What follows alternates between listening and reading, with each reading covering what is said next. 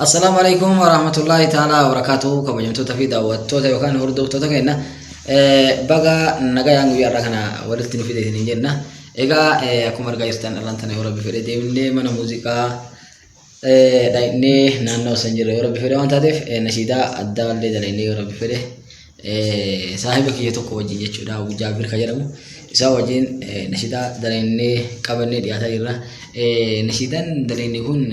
agamta ka dasna mayen isini tutulumo isin gamachisamo malakata ebe inshallah dageetani yaada keessan no qoodani waan isin itti fakkaate jechuudha jechuun qeequlleen dandeetani jechuu barbaadeeti qeequlleen dandeetani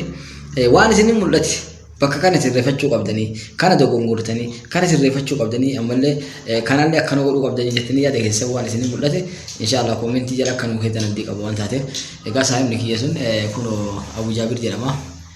isaan mataa'ee firraa akkana waa nyaatu kana jechuudha akkanatti asheeta bitatee kiisee akkanatti nyaata mee Abu Jaabir daawwattoota teenya tanaan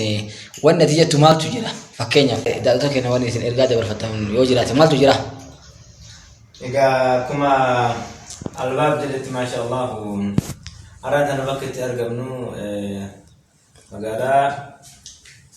Shaashamanneedha stuudiyoo gartee ammoo mana muuziqaa kan stuudiyoo keessa gartee ammoo maasha Allah ta'ala bakka feetti jirra ammoo magabbaane هذا تو نمني قرته هم دلقا كجرو بوتهم هم دلقا أجاب وجيسا ولا هذا هم مالين نمني قرته كنا وقرا قرا كبا أعرف قرته سجالي ألبوم قرته أمو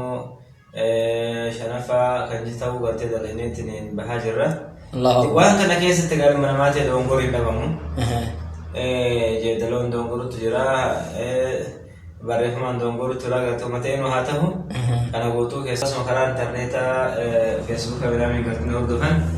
akka yaada kan nu kenna yaada kan nu cimsan jechaadha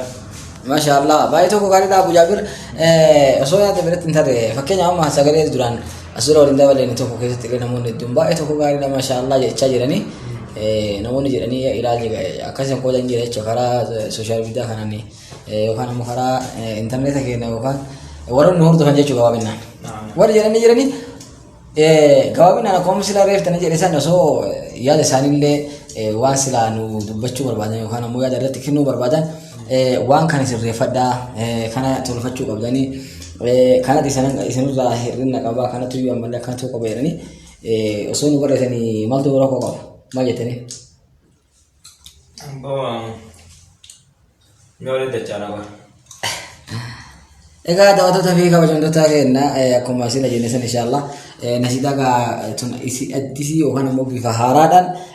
qabnee isiniif hin jenneeti yaanna waan taateef inshallah isin tanallee dhageeffachuudhaan yeroo bifa yaada keessan nuun gattani isa biraatiin ammoo chaanala keenya akkuma beektan subscribe like fi share gochuu hin dagatina yeroo bifa gara fuulduraatti illee nasiida bifa haaraadhaan jechuudha ka qabannee isin dhiyaannu taate كان قوها متى وانتو كس سنفيد من كل يوم بإذن الله تبارك وتعالى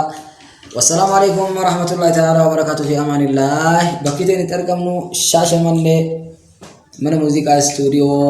غرّي أم توراي في أمان الله